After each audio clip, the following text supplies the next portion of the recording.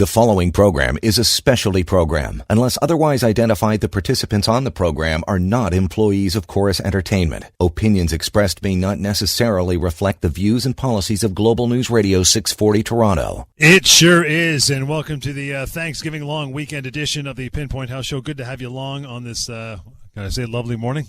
A little gray, but it's kind of bright anyway, but it doesn't matter. You know why? Because we're taking your phone calls and answering your questions on the show. As we always do, you'll want to reach out to Dr. Lou now. You have questions about your own health or calling on behalf of a shy friend or a family member. Do so, 416-870-6400. That is how it's done, 416-870-6400. Bring up the topic. It doesn't matter. We'll talk about it over the next hour and hopefully get you some answers. You want to reach out anytime, 1-855-55 Dr. Lou, DRLOU, and PinPointHealth.ca. Good morning, pal. How are you? Good morning, John. I'm well. How are you? I'm good, raring to go. What do you got?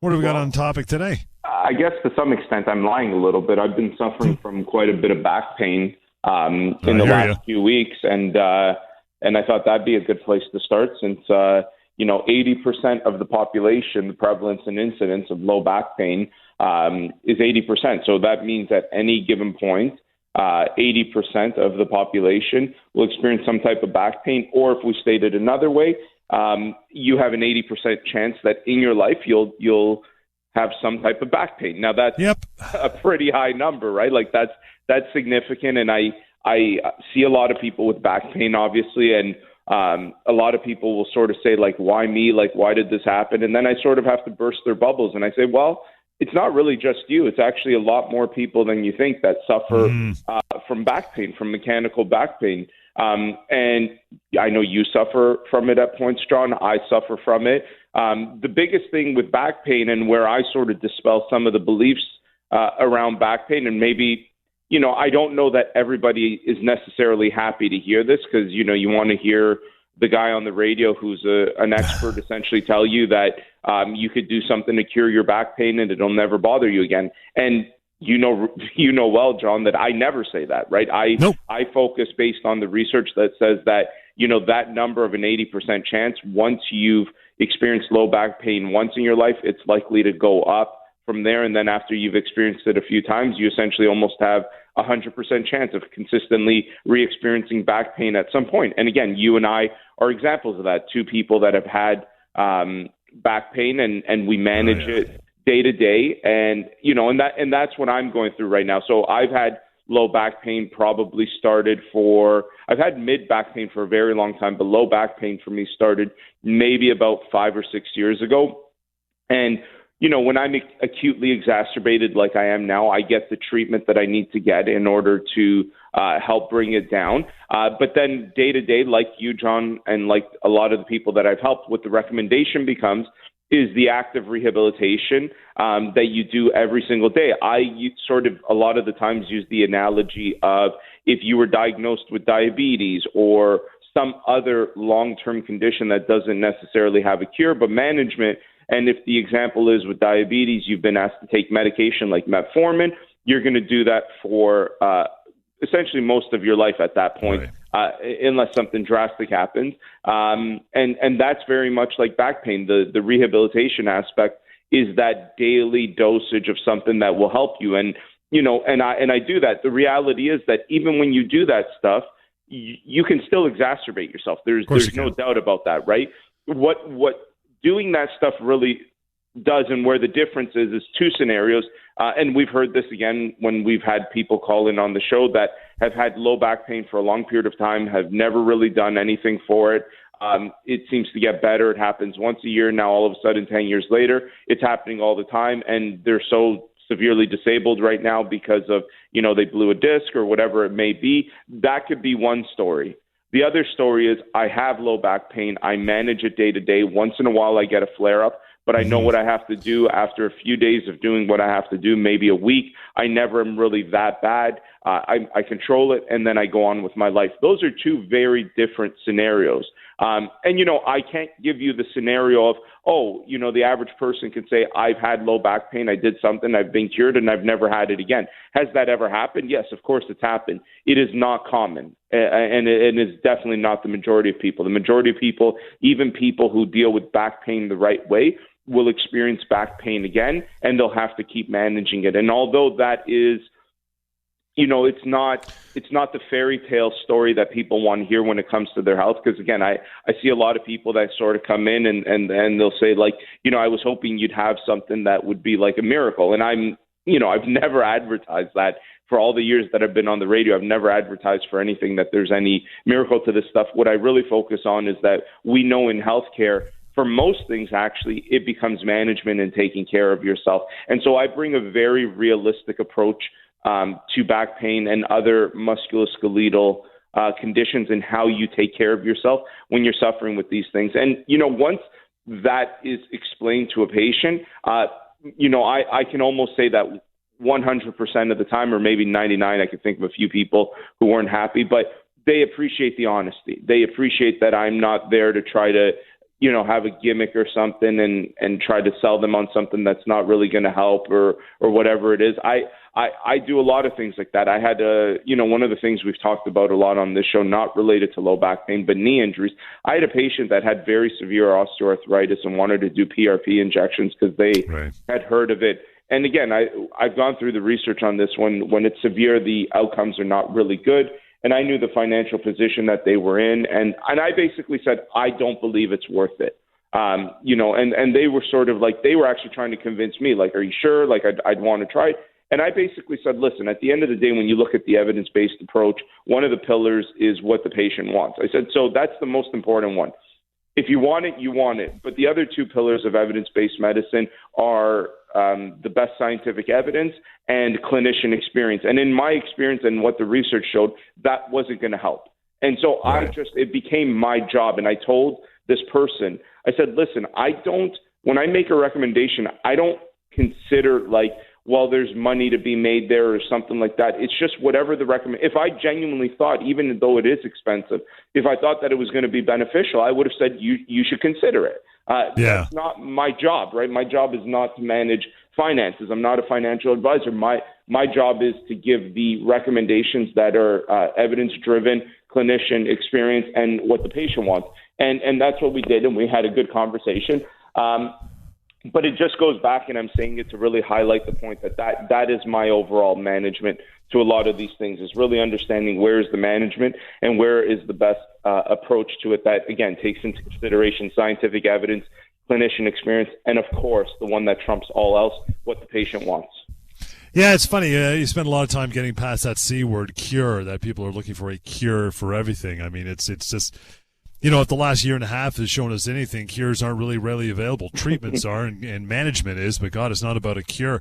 And lower back's a tough, you know, sarcasm aside, and you know, not meant to be tongue in cheek, but it's a tough pill to swallow. I mean, you mentioned it, you and I both. I'm looking at almost 30 years now. I've been dealing with this. When I'm 51, it'll be 30 years, which is in a couple of months. And it's like, man, I'm going to the gym after this show, but it doesn't matter. It's there and it's going to be there. It's like luggage. You keep that stuff forever. So you just got to treat it and do it properly. The important thing is, though, that most of the time it's not hindering your life. It's not affecting, negatively. When we talk about we've had back pain for a long time, that doesn't mean every day I am experiencing back pain. What it does mean is that once in a while, depending on whatever has happened in my life, maybe I've overdone it in one way or another, I experience back pain. You learn how to manage it. But you're absolutely right about that C word, cure. That is something that for a very long time I've shied away from, because as I got into the career that I'm in, and as you know, we've built PinPoint Health, and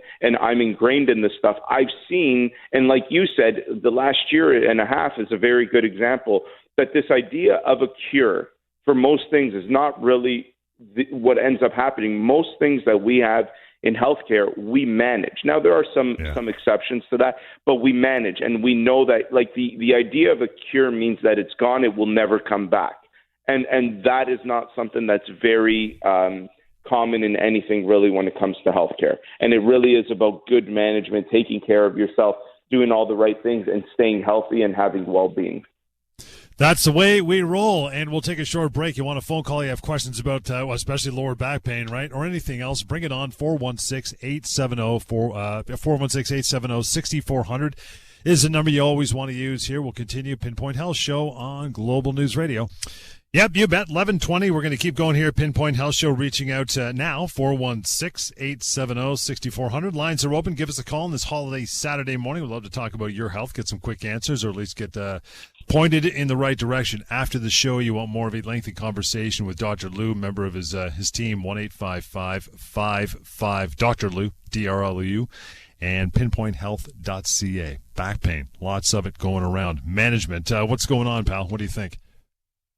Yeah, I mean, as we before we went to break there, we were talking about the idea of back pain being cured. And it is that underlying belief for most people that, again, the average person that doesn't understand the breadth and scope of overall medicine and wellness, right, which is the average person, it's not their job. So, they're not going to see that with back pain and most things that are musculoskeletal, so things related to aches and pains in the body. There's this idea that it will just go away for whatever reason, right? And part of that is probably because when we're young, natural history, so just the fact that you hurt yourself, you leave it, it gets better, and you're young, so things heal. And that actually does happen up until about 25, 26. We are pretty resilient in that span of time where a lot of things that happen could sort of go away and they don't necessarily bother you. But again, one of the things that I talk about is always the realm of possibilities that you don't know. And most people are not thinking 20, 30 years ahead of time. And examples of this include any type of traumatic. I see lots of people in their 50s and 60s that have some type of complaint that they're dealing with, and the genesis of it as we go back in their history is something that happened when they were younger, in their 20s. Be it a sports type of injury, a car accident, a work accident, whatever it may have been. And, they sort of say, again, it's incredible when I do the work that I do, how consistent the story across people is. And then it's a really interesting thing for me to be able to observe in my clinical work where I talk to people that think they have a very, very unique story where, hey, I was in a car accident in my 20s as an example, and I hurt my low back at the time, but then after, a couple months and I did some treatment, it got better, it never bothered me again. And, fast forward 30 years, and in the last 10 years, it's just been an ongoing battle. And now I'm at the point where I could barely move. Everyone, but I hear that so often, that type of story. And again, maybe the little nuances of that story may change, whether we're talking about a sport injury, a car accident, whatever it is. Mm-hmm. But the outcome ends up being the same, that there was this initial injury of some sort. They were young. They did a good job healing on their own because that's what our body does. But then we lose that ability to heal. And we also, again, any type of injury predisposes that area of the body to further damage. As an example, I saw a person a couple of days ago who was not very old, actually. They were, I think, late 30s, maybe just slightly into the early 40s. As an athlete growing up, lots of knee injuries, lots of surgeries as a result of that knee. We looked at that knee. We took an x-ray of that knee. For his age, it's a significant amount of arthritis. It's not, we wouldn't term it severe. But again, when we're comparing normalized data across ages and normalized levels of degeneration across ages, he's definitely more severe than most people in that age bracket, and it is more severe than his other knee where he had never really had many types of things. And he basically said to me, like, well, why is my knee this bad from an arthritis perspective?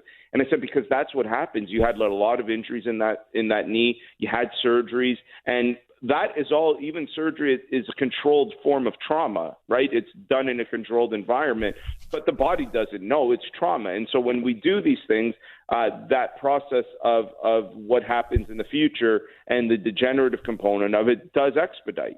Now, and there's a way to manage that and to do the right things, but that is the reality of musculoskeletal injuries, is that, yes, they may in the beginning seem like they've gone away, but I have very few people with very few types of musculoskeletal injuries, and whether we're talking about tennis elbow, a knee issue, plantar fasciitis, you don't often hear people that say, I've had it only once. You hear people who come in and say, I've been dealing with this over and over and over again. And anybody who's listening right now that may be in, the fifth or sixth decades of their life can tell you, yeah, I've had plantar fasciitis and I've dealt with it for 30 years.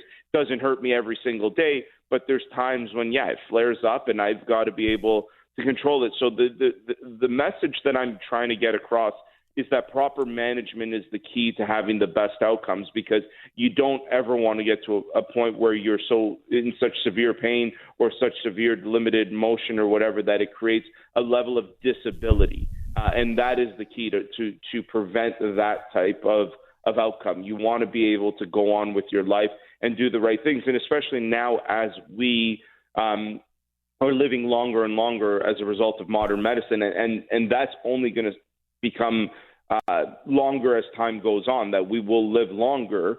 The reality becomes how at that point, and one of the most debilitating things in those decades of life is musculoskeletal injuries or the consequences of them when you were younger. So, just because we can increase the number of years that we live, I think everybody, and John, you and I have talked about this a million times, just, between you and I, it's not just quantity, but quality. And our bodies matter towards quality of life, the ability to be moving around. Most older people that I see that have severe disability as a result of, whatever musculoskeletal injury are just they don't come in saying, they want to be playing 18 holes of golf 3 times a week or whatever. They talk about very simple goals. Like, I just want to be able to move around the house so that I can take care of myself. I want to be able to go to the grocery store so that I can get the things that I need. I want to be able to see my grandkids.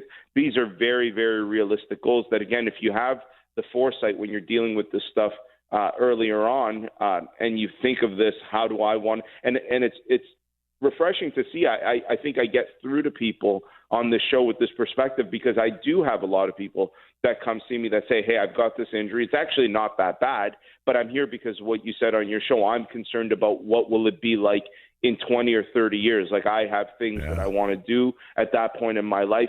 Is there something we can come up with now that can help me in the future? And the answer is often yes. And it's a lot of it is very simple things that the person has to implement. We're not talking about rigorous treatment protocols or anything like that. It's oftentimes more the right things that they should be doing, right? So as an example, with that person, the 40-year-old with the knee issue, he wants to be active, likes to go to the gym. I basically said, that's all fine and great. I would just stay away from high impact things like, say, the treadmill. He wants to do a component of weightlifting and cardio. And I basically said, go more towards the things like cycling, elliptical, so that you're not adding pressure. And that's a very, very simple piece of advice. But the magnitude of that advice in the coming years and in the next 10, 20 years, he won't even appreciate the magnitude of understanding that if you don't keep running on it and doing those things, what benefit it'll have. And a lot of people don't understand that. But the magnitude is incredibly large. And although it seems like this very small, quick, piece of advice, again, what the outcome of it will be can actually be quite large.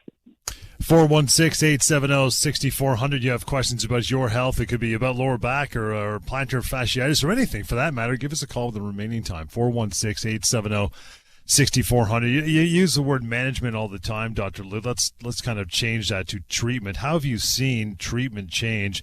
We could focus on lower back, I guess, but how has the treatment progressed, say, over the last 10 or 15 years, in your opinion? Is it going in the right direction? Yes, for sure. And let's go even further back, say, than 10 or 15 years. Let's say over the last 25 years, right? Once upon a time, if we look at the number of back surgeries that were done, we see that that's going down, as an example. And we know because any good spine surgeon, and most of them are, anybody that I've ever had the opportunity to work with, is very good. And what they'll tell you is that, surgery for back issues is more related to if there's a deficit in, say, nerve function or something where there's an easy way to, pardon the pun, but pinpoint the issue. But generalized low back pain, right? If we're just talking about I've got low back pain that's very generalized, that's not a good reason to be having low back pain or having surgery. I'm sorry. A good reason to have surgery is I've got a severe disc herniation and, I can't move my foot anymore because the pressure is so bad that I've lost all motor function. Then surgery is probably a good option. But those are two very different things. And so the management of that back pain, let's just call it back pain, not the sciatic component, but back pain, that number of surgeries is very, very much decreased. What we also see is that there's a rise in that rehabilitation and active care component and less a reliance on just passive modalities.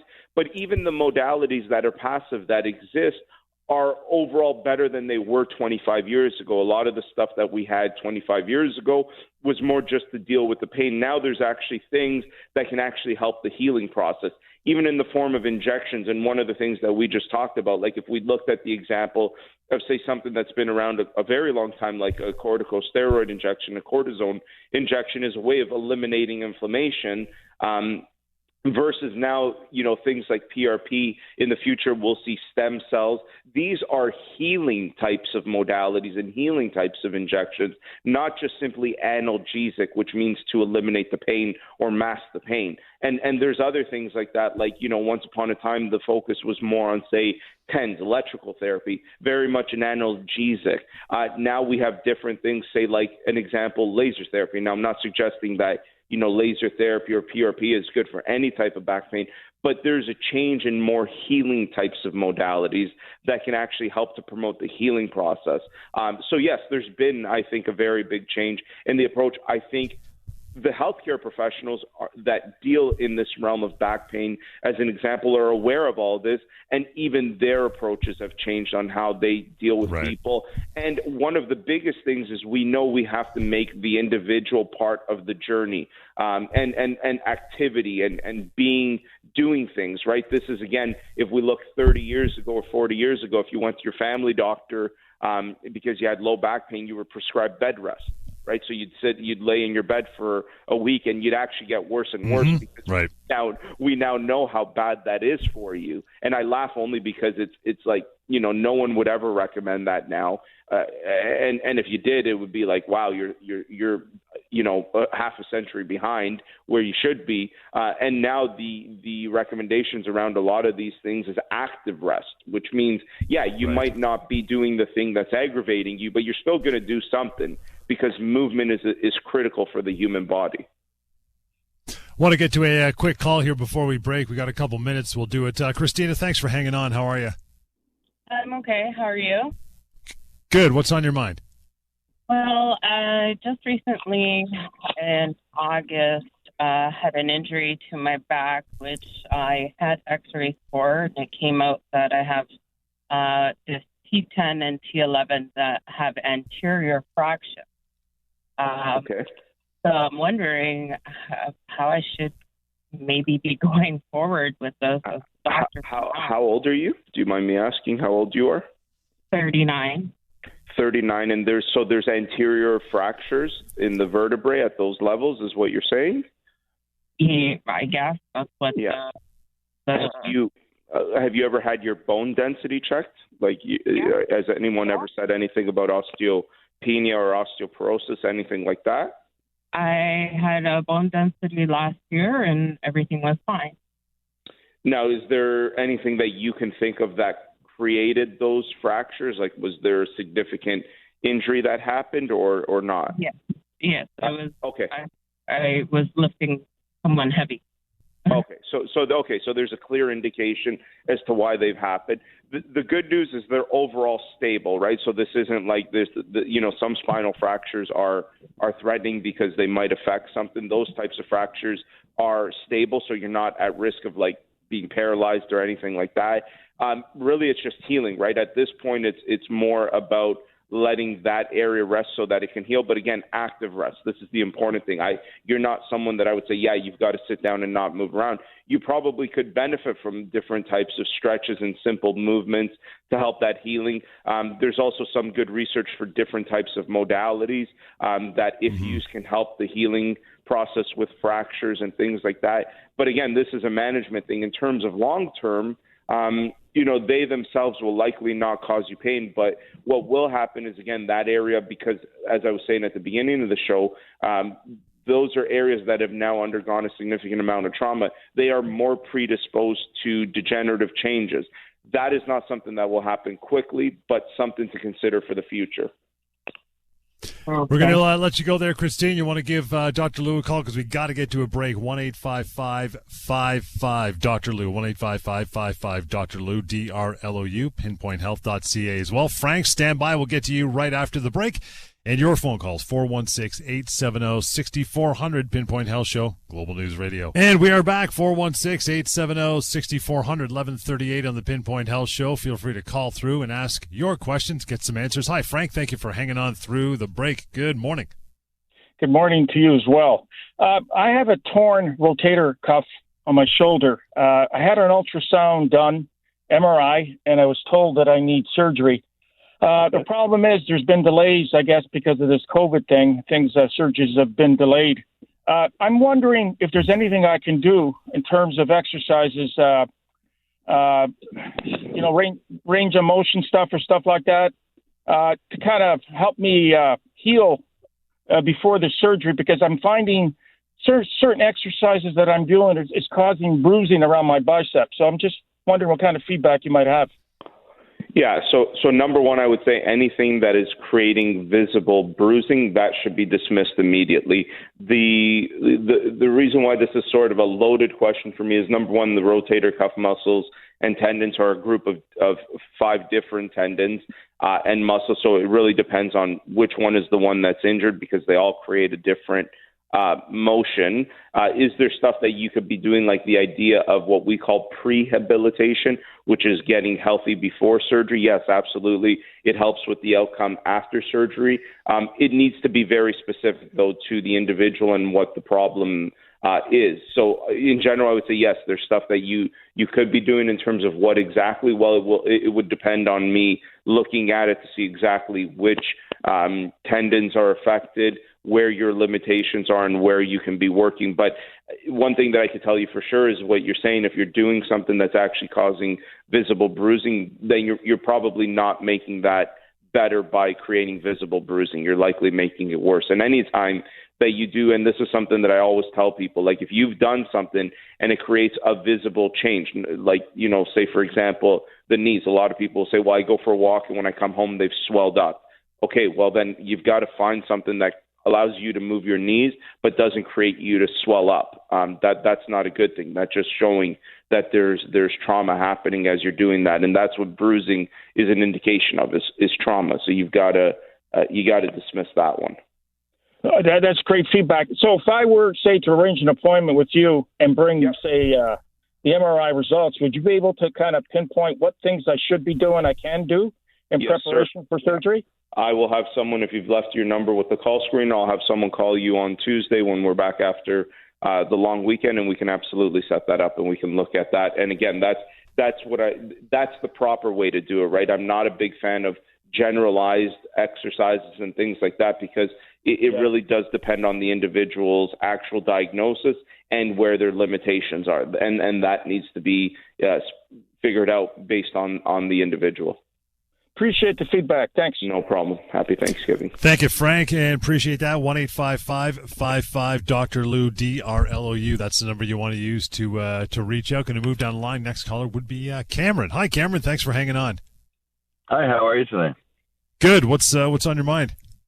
I was actually just released from the hospital. I spent 9 days there, mostly pain management, waiting for an MRI. And turns out I have 3 herniated discs in the cervical spine. And I'm just in agony 24/7, and really the main issue for me is I cannot sleep whatsoever. Okay, and what I'm assuming you've had those MRIs. What did they determine as the next step for you? Yeah, so basically they're hopeful. I'm 37, so I'm young enough. I'm in good shape. So they're hopeful that they said that they should resolve on their own, but this could be 3 to 6 months. And in that 3 to 6 months, just, sit in bed and take opioids kind of thing. And it's just really not my style. I'm someone that's definitely the wrong approach. So this is where the treatment comes into play, right? This is where you've actually got to be working with someone, some type of a therapist who's going to help you through that. There is a much better approach.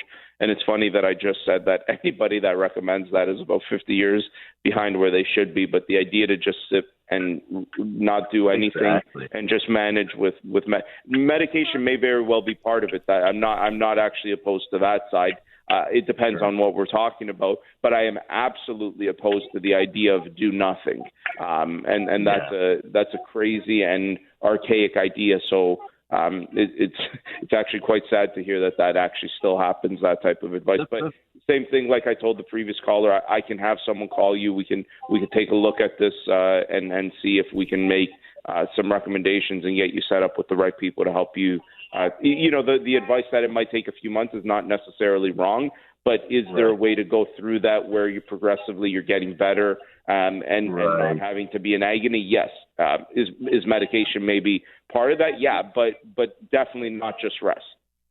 Yeah, thank you. And I'm a kinesiologist, so my background, is I understand the body. I'm aware of myself as well. But yeah, like I said, if I'm happy to hear from your office and get some recommendations and do something, because I don't want to sit around and just be in agony and not live my life. But like I said, the main part of it is sleep. Do you have any recommendation for me at all about how I can get a couple hours of sleep with this?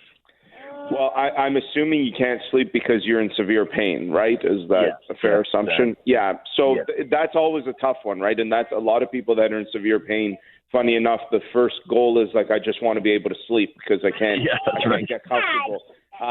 That again goes back to trying to figure out what can we do to get you down in some pain level? Sometimes medication is the answer for that. Sometimes it's finding the right ideal position. In general, could I give you any, I can't think of anything that I could just spew out of my mouth right now that would make the difference. When it does come to sleep, one of the things that when people are having problems sleeping that I really try to do is eliminate all caffeine. I don't care where it comes from. People think it's just in coffee. It's not. Eliminate all caffeine everywhere. Minimize any sugars, carbohydrates and things like that, after say mid-afternoon. Don't eat a massive meal.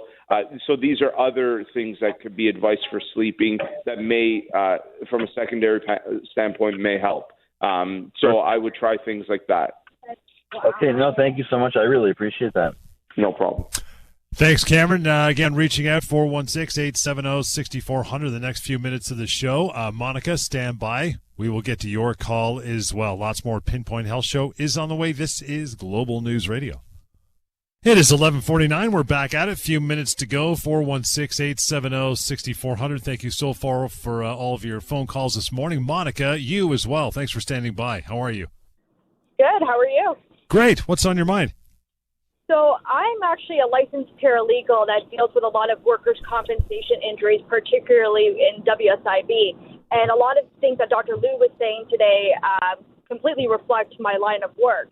On my end, in my practice, I've been seeing a lot of lower back injuries and shoulder injuries, particularly disc herniations and rotator cuff tears. Now, there'll be, discectomies, arthroscopies, and nothing is really working, and it often results in permanent impairment, particularly when it's superimposed on other comorbidities such as degenerative changes and diabetes, often, resulting in adhesive capsulitis. So my question is, how, in your medical practice, do you avoid permanent impairment and get proactive towards recovery rather than reactive? Yeah, it's a really good question. And I think it goes back to, I think number one is that so the two things that you brought up, disc herniations, disc bulges, and rotator cuff tears on imaging are not diagnostic. So, and what I mean by that is it's a clinical impression. The key is to then correlate the patient clinically with the findings on an image to actually come up with a diagnosis. The problem with those two things is that they're so common. So the research shows if we took 100 people in the population at random and we did MRIs on their low backs and on their shoulders, we're likely going to find that 50% of them have one of those two things. So if we're doing, let's just stick with the low back. If we're doing the low back scenario, we're going to find that 50% of the people that we just did an MRI on are going to have evidence on imaging of disc herniation, disc bulge, but not the same 50% are going to have the symptoms associated with it. So these are what we overall call incidental findings. The problem that often happens is, okay, person A has back pain. You do an MRI, they have some type of a disc bulge. Therefore, the back pain must be a result of the disc bulge. That's the wrong approach. You've got to correlate to make sure that that's the reality. The amount of times that I've seen people that have said, oh, I was told that I have a disc bulge and that's why I have pain down my right leg. And then I look at the MRI, it's like, but your disc bulge is on the left side and it's at L4 and you're getting pain on the right side in an L5 distribution, as an example. So that is I think, accounts for a large portion of that issue that you're speaking of. Why do people undergo these types of procedures and then not get better? And that's one component. The other component is the sequelae of injury that happens after those types of things anyway. So even if disc herniation confirmed on imaging is the result of symptoms patient is experiencing, is it the whole result of every symptom? Maybe it's the result of that leg pain that they're dealing with, but the low back pain that happens after the surgery is probably more related to deconditioning of the muscles as a result of the trauma that had happened, and same thing with the shoulder. So at that point, it's the rehabilitation that is often missed, unfortunately. So I think, that's my opinion.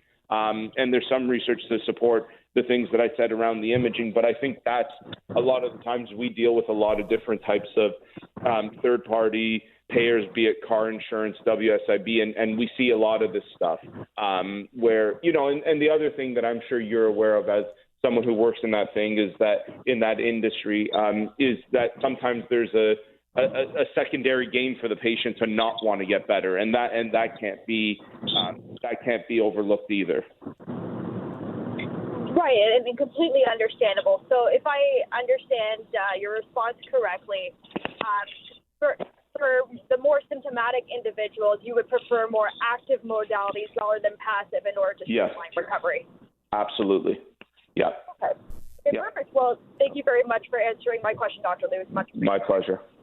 Appreciate your time, Monica. Thank you for contributing to the show. So that's kind of an interesting thing you say, that 50%. I mean, does that then come back, Dr. Liu, to the physical examination? Because you've always said in the show forever, you cannot solely rely on, MRIs and, ultrasounds and CT scans, so on and so forth. They don't tell the whole story, right?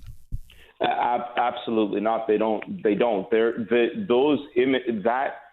That level of diagnostic imaging is to confirm the suspicion of a clinician. So that is really something that it shouldn't bring you to the diagnosis. It should help you to confirm what your thoughts were. And the problem is that it's used in reverse. The other problem is that the general population believes that stuff is the gold standard of diagnosis, right? So the amount of patients that come in and say, well, I've got low back pain, I want an MRI, but they're not clinically indicated to have that MRI. And then there's an uphill battle because they're so focused on an MRI because they think that will tell them what's wrong with them. And it won't. The reality about imaging of the body is you're going to see a lot of incidental things and things that, may not even be contributing to your pain, but might not sound great. And the amount, quick example of that is people who say, I have back pain and I was given an x-ray and it says that I have degenerative changes in my low back. And it's like, big deal. Everybody past a certain age is going to have a certain level of degenerative changes. The question becomes, is it significant, and is it what's causing your pain? And the answer to that, 50% of the time, again, going back to the research, is no. So you're flipping a coin, and there's a better way to do it. You've got to then have someone who's competent in the area that you're dealing with and be able to correlate it and say, okay, hang on a sec, we've got this image, but now let's do a very good physical exam. That's important. And after that physical exam, you could say, yeah, this actually does seem like it's related to what we're seeing on that image, or no, it's not. And I think it's actually this. And, people will then say, well, how come that's not on the MRI? Not right. Everything pain is not something that always can show up on an MRI, right? Pain is an experience that we have in our bodies, in our minds, and there's more complicated stuff. Again, there's a lot of factors to consider why someone is not getting better or why certain things that should have worked don't work. It's a complicated level of involvement. Last couple minutes here. Well, maybe got time to squeeze Tony. And Tony, thanks for hanging on. What's going on with you? Hey, Dr. Lou, how are you? Hey, Tony. Good, you? Not too bad, thank you. I was in a car accident, as I was mentioning to the screener, about a year and a half ago, and I've had multiple injuries. The one that's more concerning to me right now is I've been getting for the last 6 months this numbness from my shoulder down to my elbow, and it's tingling and numbness that comes and goes. I've done a recent X-ray, but a couple of weeks ago I didn't hear back, so I'm assuming they didn't see anything, they didn't find anything. I'm just trying to figure out what might be causing that. Again, so this is sort of the point that I'm trying to make. The unfortunate reality is that for most, and especially general practitioners, now I don't say this to criticize general practitioners and family doctors because they have a very hard job where they have to know a lot about, or a certain amount about a lot of things. Like I don't necessarily know as much about, whatever else, fill in the blank. But when it comes to this stuff, the first thing that should be happening is most times things like that can be diagnosed on physical exam. Second of all, X-ray for that type of presentation is probably the least warranted of all things in terms of trying to figure out what's going on. It's the quickest, but it doesn't really provide much information. So again, I think there is a better way to diagnose it, and I think it starts with a good physical exam, talking to you, understanding what's happened, how this is going, and then running you through some physical exam testing. And then at that point, someone like me might say, well, okay, I think maybe we need a nerve conduction study as an example, because it might be like an entrapment somewhere, and we just want to confirm that it is or is not. But again, the problem is that people that a lot of healthcare professionals use the image as the diagnosis or the study as the diagnosis, when really it's just an impression and it needs to be correlated with someone who knows what they're doing in that realm. So I would say, again, similar to what I've said to a few of the people, we should probably get you in, have a look at it, and at that point I can make a very clear recommendation. Tony, appreciate it. And that would be the end of our time today. 1-855-55 Lou, DRLOU, to reach out. And you can also, go to the website, pinpointhealth.ca, info to reach out through email as well. We'll join you again next time right here, Pinpoint Health Show, Global News Radio. The preceding program is a specialty program. Unless otherwise identified, the participants on the program are not employees of Chorus Entertainment. Opinions expressed may not necessarily reflect the views and policies of Global News Radio 640 Toronto.